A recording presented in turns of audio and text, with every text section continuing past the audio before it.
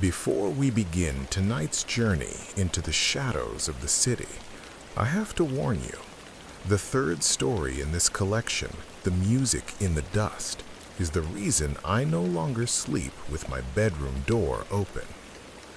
Most people click away before they hear what was actually inside that piano, but if you value your safety, you'll want to hear every second of it.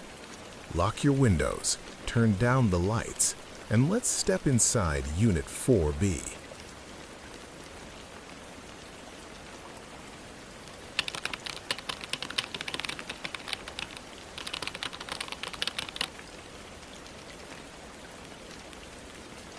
I moved into Unit 4B because the rent was impossibly, suspiciously cheap for this part of the city. In a world where every single square foot of concrete costs a month's salary, I thought I had found a loophole in the system. A lucky break for a 19-year-old student just trying to survive. I should have known better. In this city, cheap always comes with a hidden, darker cost that you don't see until the sun goes down. The previous tenant had been in a desperate hurry to leave, abandoning half their furniture and a high-end smart fridge with a built-in security camera that faced the front door. For the first week, I ignored it, focused on unpacking boxes and the rhythmic sound of the heavy rain lashing against my window. But then, the sounds started. Every night, around 3 in the morning, I began hearing a faint, rhythmic scratching on the wood of my front door. It wasn't a knock. It was the sound of long, dry fingernails dragging slowly down the grain of the oak. Curiosity eventually overrode my fear. I downloaded the fridge's app and checked the cloud storage. My blood turned to ice as I scrolled through the timestamps. Every single night, at exactly 3:13 a.m., the motion sensor triggered. The footage was always the same nightmare. In the grainy, fisheye black and white video, I saw my neighbor from 4C, Mrs. Gable. In the daylight, she was a frail, sweet old lady who offered me hard candies. But in the footage, she was a stranger. She would stand directly in front of my door, her nose almost touching the wood, her eyes wide, glassy, and unblinking in the infrared light. Her lips moved in a frantic, silent prayer for exactly 10 minutes, her hands trembling at her sides. Then, she would turn with a robotic stiffness and shuffle back to her room, disappearing into the thick, unnatural shadows of the hallway. One rainy afternoon, I caught her in the dim light of the mailroom. My heart was pounding against my ribs, nearly deafening me as I pulled out my phone and showed her a screenshot from the night before. I expected her to be embarrassed or perhaps offer a medical explanation. Instead, the color drained from her face, leaving her looking like a marble statue of grief. She grabbed my wrist with a grip that was cold as a basement floor and whispered, "Child, you don't understand. I'm not praying to you. I'm pleading with the thing that stands directly behind you every single night. I'm begging it to stay in the hallway and not follow you inside when you close the door." I laughed it off, trying to convince myself it was just the onset of dementia. But when I got back to the safety of my apartment, I did something I should have done days ago. I checked the live feed from the mailroom encounter. In the video, Mrs. Gable was alone in the frame, talking to thin air. I felt a brief wave of relief, until I looked at the reflection in the shiny, polished brass mailboxes behind where I had been standing.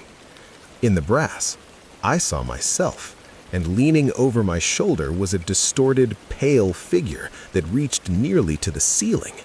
It had no eyes, just deep, hollow pits of shadow, and its long, needle-like fingers were inches from my neck. It wasn't waiting in the hallway anymore. As the realization hit me, I heard a faint, rhythmic scratching, not from the front door, but from the inside of my bedroom closet.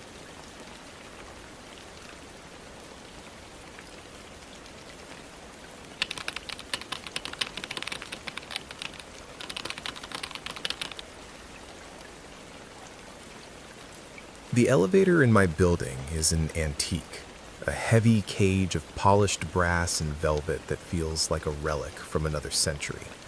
It's supposed to serve exactly 14 floors, but lately, the rules of geometry and physics seem to be bending under the weight of the city. After my double shifts at the hospital, when the sky is the color of a bruised lung and the rain is lashing against the lobby windows, the button panel changes. A small, glowing blue button appears below the basement floor, tucked away in the corner. It's labeled simply with the number 15. For weeks, I ignored it, chalking it up to a glitch or a trick of the dim lighting. But last Tuesday, the elevator decided for me. Before I could even reach for the button for my own floor, the brass cage groaned and the indicator light began to descend. It passed the lobby. It passed the basement. And then, with a sickening wet thud, the doors slid open on the 15th floor. The hallway looked identical to mine. The same peeling floral wallpaper, the same flickering fluorescent lights. But the air was wrong.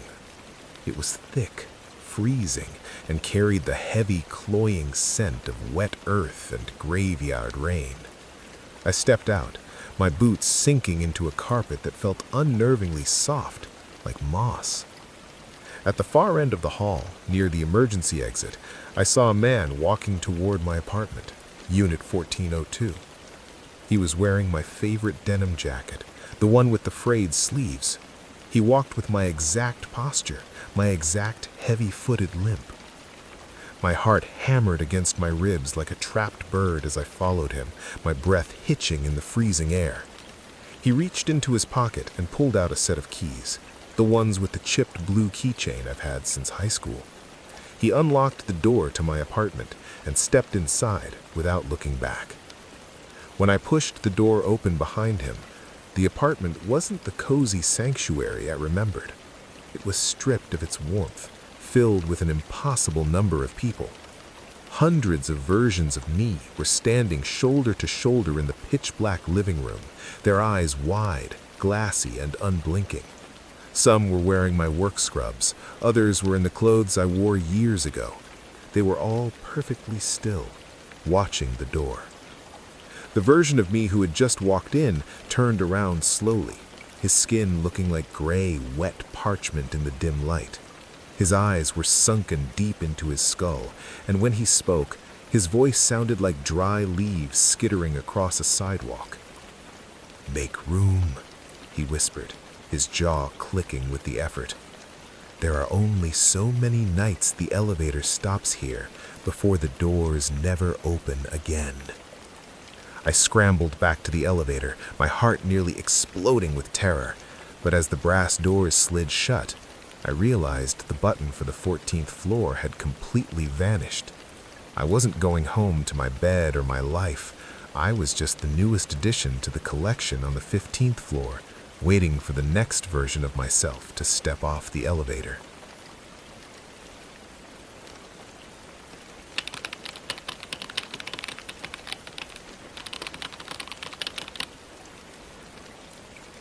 The girl in the apartment directly above mine is a virtuoso, or at least that's what I tried to tell myself for months. Every single night, as the clock struck midnight and the city outside fell into a heavy, rain-soaked silence, the most hauntingly beautiful piano melodies would begin to drift down through my ceiling. It was a complex, mournful sound, notes that seemed to weep as they vibrated through the floorboards and into my bedroom. The music was my only real comfort in this lonely gray city until a routine maintenance check changed everything. I happened to mention the talented pianist upstairs to the building manager, a man who had worked here for 30 years. He stopped mid-sentence, his face turning a sickly, ashen gray.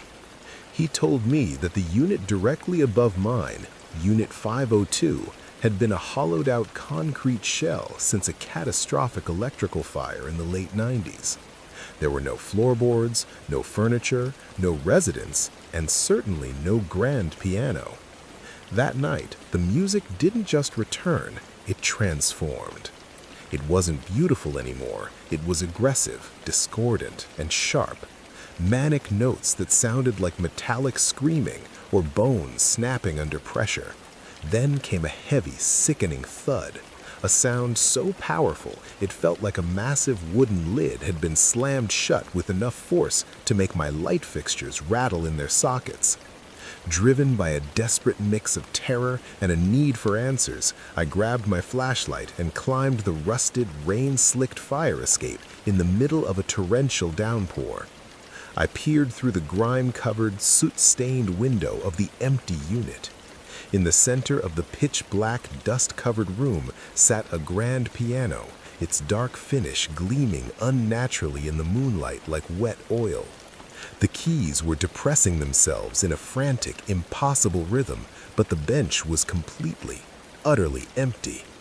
There was no ghostly figure, no invisible player, just the keys moving by themselves in the dark. Driven by a surge of adrenaline, I smashed the glass with my flashlight and climbed inside, my boots crunching on the charred remains of the old floor. I reached for the heavy mahogany lid of the piano and flung it open with all my strength, expecting to find a hidden speaker or a ghostly mechanism. Instead, my breath hitched in my throat. The inside of the piano was filled with a collection of items stolen from my own life, my missing leather wallet, my original high school diploma, and a fresh, wet lock of my own hair that had been cut while I was sleeping. Then I looked down at the concrete floor beneath the instrument. There were no piano legs. The massive wooden box was sitting directly on the concrete slab. The music I had been hearing every night wasn't coming from a piano at all. It was the sound of long, skeletal fingers tapping rhythmically on my ceiling from inside the narrow, airless crawl space of my own apartment. And that final thud I had heard earlier, it wasn't a lid closing. It was the sound of something heavy and pale jumping down from the ceiling and landing softly in my bedroom, right where I should have been sleeping.